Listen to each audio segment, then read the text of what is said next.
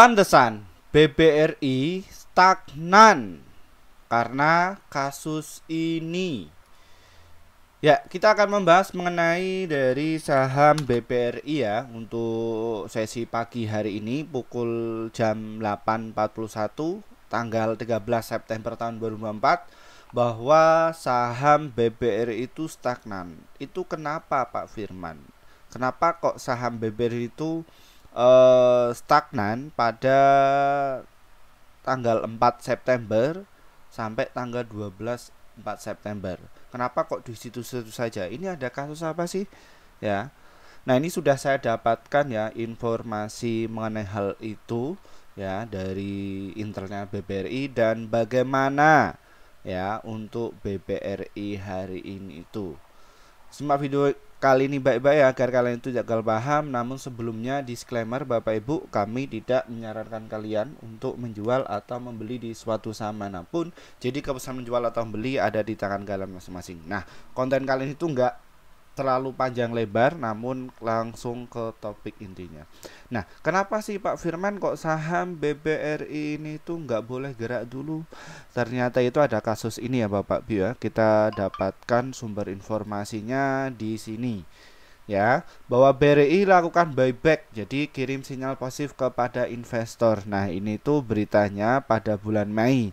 Namun BBRI ini dilaksanakan pada tanggal 4 sampai 12 September, yang mana bahwa tiap karyawan, tiap direksi dan lain sebagainya itu ketika tanggal tersebut nggak boleh untuk memborong saham BBRI selagi ada tindakan buyback ya dari BBRI-nya. Nah, kenapa Pak? Kenapa kok karyawannya itu nggak boleh beli ya di tanggal itu? Karena nantinya terjadi manipulasi harga atau komplotan ya, seperti itu tuh nggak boleh ya. Makanya di negara Indonesia itu undang-undang mengenai market maker itu belum ya, makanya untuk saat ini market maker itu masih tersembunyi-sembunyi atau jadi ya anonimus lah kayak Pak Firman ya. Ya kayak gitu, jadi nggak boleh. Kenapa kok nggak boleh Pak Firman? Kalau tindakan itu dilakukan ya nanti biasanya investor retail itu akan menghujat ya, menghujat nanti dapat masalah. Nah, nanti dari BI-nya sendiri itu bagaimana Pak Firman? Jadi nanti mereka akan mengecek siapa sih yang borong banyak. Nanti akan dicek lagi PI-nya siapa. Wah, berat ya. Makanya satu sisi kenapa kok saya nggak mau dititipin uang, walaupun alumni kami itu kalau saya hitung ya valuasinya itu mencapai di atas 500 miliar. Saya nggak mau dititipin uang. Kenapa? Nanti bermasalah ya kayak gitu. Nah, kira-kira ini Pak Firman ini kerjanya apa ya? Nanti di kayak gitu. Oh, dosen kok uangnya sampai ratusan triliun kayak gitu, berat lagi kan. Jadi alasan kenapa kok saya mengedukasi kepada masyarakat ya seperti itu. Harapannya apa? Jadi nanti masyarakat itu khususnya bangsa Indonesia ya jadi ngerti, biar ketika beli itu enggak dari katanya tapi ya benar-benar dari data ya seperti itu. Nah, kita kalau bisa dicek proses akumulasi yang dilakukan oleh BBRI kemarin itu dia pakai apa sih? Karena ada sebuah isu ya yang saya sudah dapatkan, namun saya nggak mau publish apakah itu isu ataukah benar-benar real. Namun kita akan cek ya selama pada tanggal 4 September dan juga ini tuh bandarnya siapa ya. Oh, ternyata ini diakumulasi oleh KZ ya serta ZP ya. Ini KZ. Nah, KZ itu tuh siapa sih Pak Firman? Kalau kita bisa dicek ya. Nah, kita bisa deteksi juga untuk KZ ini ya. Apakah KZ ini tuh dipakai untuk BBRI ya? Untuk melakukan proses akumulasi, kita bisa cek. Oh, betul ternyata. Ya. Nah, ini ya, sekitar 905 miliar. Ya, ini nilai transaksinya. Dan kaset ini dia juga buang barang sekitar 144. Ini adalah CSLSA sekuritas yang dipakai untuk memborong. Nah, terus peringkat kedua ada BBCA, BMRI, Amperti, Telkom, UNTR, BPNI, ya UNTR. Jadi ya saham-saham big cap. Nah, ini Bapak Ibu semuanya. Jadi kalau aset kalian itu besar, jangan dipakai untuk saham-saham yang gak jelas digoreng sama influencer. Kalian kenaikannya persentase tinggi kayak gitu ya, cuman kayak gini aja kalian tertarik mengenai hal tersebut ya.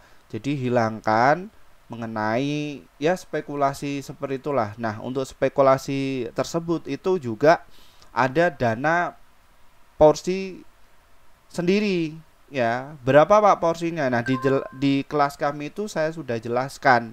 Makanya saya itu disuruh tuh Pak Firman tolong bikin kelas dari dasar ya. Jadi di model kayak perkuliahan itu tapi ya khusus untuk para pekerja ya atau yang masih pemula banget ya. Nah, makanya saya bikinkan tuh ya. Nah, makanya dari 14 sekarang 14.500 lebih ya yang subscriber kami itu. Nah, itu menuntut saya untuk bikin kelas. Nah, makanya ya sudah saya bikin kelas tapi ya yang butuh saja. Kalau nggak butuh nggak usah ya, nggak usah. Nah, dicari-cari di lain nggak apa-apa. Tapi resikonya itu kalian nggak ngerti. Kalau ikut-ikut di lain itu kalian nggak ngerti. Yang ada nanti ya dikasih saham-saham yang kenaikan persentasenya tinggi tapi nggak diajari. Ini bagaimana sih?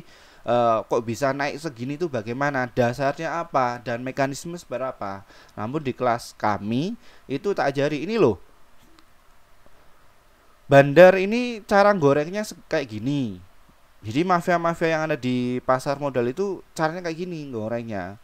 Terus kalau mereka distribusi kalau cuan itu caranya kayak gini ya. Dan ini jumlah uangnya ya. Itu memang harus kita edukasi kepada masyarakat. Harapannya apa? Biar mereka itu nggak jadikan korban. Makanya satu sisi ya saya nggak ini ya apa namanya bahas-bahas saham-saham yang kayak gitulah. Ngerti ya Bapak Ibu ya. Jadi saham-saham yang punya likuiditas bagus. Karena apa? Karena ya alumni kami itu ya mayoritas bukan cuma retail tapi ya juga ada orang-orang yang besar yang pengen didampingi agar bisa cuan secara konsisten. Ya kenapa? Karena mereka itu ya dulunya ya ikut ya kayak gitulah nggak jelas ya. Yang ada malah boncos ya dari 100 juta sampai berapa puluh miliar itu. Wah, ngeri. Ya, setelah ikut kami semua sudah tercover. Ya, tercover, saya bimbing, saya telatenin, ya alhamdulillah jadi financial freedom. Ya, khususnya di pasar saham loh ya. Jadi nggak melebar-melebar yang lain. Ya, seperti itu. Nah, ini ya Bapak Ibu ya. Ini dari kasusnya BBRI. Nah, kira-kira mengenai dari aslinya bagaimana penampakan kemarin Pak Firman? Nah, ini jadi aslinya juga masuk, tapi nggak begitu agresif ya selama tanggal 4 ya sampai tanggal 12 kemarin. Nah, harapannya bagaimana segini ya? Ya, periodenya sudah usai gimana? Ya nanti kita bisa dilihat ya atau ditonton saja. Ya kalau kalian mau tujuannya untuk investasi ya jar kanan aja. Kalau tujuannya adalah untuk investasi. Tapi kalau rumor-rumor kayak gini tuh harus kalian dipertimbangkan dahulu. Ya. Nah, kira-kira saham BBR ini untuk jangka panjang aman nggak Pak Firman? Aman. Ya, kayak gini. Ya, ini aman sekali. Ya. Nah, income-nya juga tinggi mengenai dari saham BBR ini.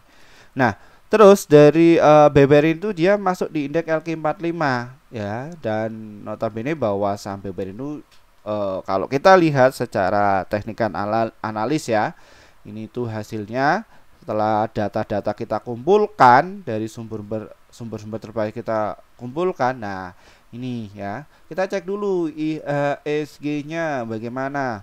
Oh, dia mau ke ATH ya. Hari ini kira-kira ya IHSG itu bisa capai ke harga 7.800-an ya. Dan ini juga ada inflow cukup besar ya, sekitar 429 di pasar Indonesia. itu. Makanya untuk IHSG di akhir tahun itu pasti akan naik. Kenapa? Dasarnya apa, Pak? Kenapa kok IHSG itu naiknya pas akhir tahun? Ya, jadi manajer investasi itu dituntut untuk laporan tahunan. Beda sama scalper, beda sama yang trader. Trader itu mandiri. Tapi kalau manajer investasi atau fund manager, mereka itu kelolanya dalam 1 tahun. Makanya ketika sahamnya itu pada rontok di rebalancing ya, rontok terus mereka biarkan. Setelah itu mereka pungut balik, kumpulkan. Setelah periode yang sudah mereka tentukan sudah usai, baru nanti dinaikkan. Makanya untuk trader-trader profesional itu ketika sahamnya lagi bearish, lagi turun, ya mereka lebih baik liburan, ngabisin uang trading dalam 1 tahun. Jadi seperti itu ya, kayak gitu. Tapi yang menjadi pertanyaan ya, atau jadi sebuah kritikan ya kalau bisa ya, kalau kita itu sudah cuan di market, harapannya nanti warung-warung terkecil di situ, UMKM itu masuk, kita belanja di situ saja, jangan keluar. Kenapa? Nanti untuk menjadikan sebuah ini ya, likuiditas ya, khususnya di perekonomian kita. Nah, makanya kenapa kok Pak Firman ini kok mengedukasi kok harganya murah banget ya? Karena tujuannya kayak gitu, Pak Ibu. Ketika investor Indonesia itu akhirnya itu ngerti dalam dunia pasar modal, maka apa? Maka kehidupan mereka itu tercukupi untuk keluarga dan lain sebagainya. Nanti otomatis berimpact kepada negara kita. Kalau daya belinya itu stabil ya, seperti itu. Cuman satu sisi untuk saat ini ya memang daya belinya kurang. Kenapa? Masih musim politik gitu. Oke, langsung saja ke teknikal, Pak Firman. Kok prakatanya banyak banget. Gak apa-apa ya, itu kita channel itu untuk mengedukasi kepada masyarakat ya, seperti itu. Bagi kalian yang pengen masuk secara detail di kelas kami, silahkan bisa masuk. Nah, untuk BBRI kalau kita lihat dari stok RSI-nya dia sudah overbuy ya, jadi dia nggak mau turun, naik juga nggak mau. Jadi kalian kalau yang untuk investasi dihajar saja di harga 5.150 dan juga di harga 5.175. Kalau kalian mau nge-HK, beli juga hari ini ya di harga 4.200-an. Nanti untuk targetnya di harga 5.400-an untuk jangka pendek. Jangka menengahnya ada di harga 5.700, dan untuk jangka panjangnya itu nanti kalian bisa TP ya di harga 6.480-an ya. Di situ kalau untuk jangka panjang lagi bisa ke 7.000 sampai ke 10.000 mengenai dari saham BBR ini. Silahkan nanti kalian punya trading bank masing-masing. Baik, mungkin itu saja ya review BBR ini. Ya kita nggak lama-lama. Nah, kita mau trading. Jadi saya wassalamualaikum warahmatullahi wabarakatuh. Bye bye. Semoga bermanfaat ya. Untuk kalian yang pengen masuk, hubungi saja nomor di bawah ini. Bye bye.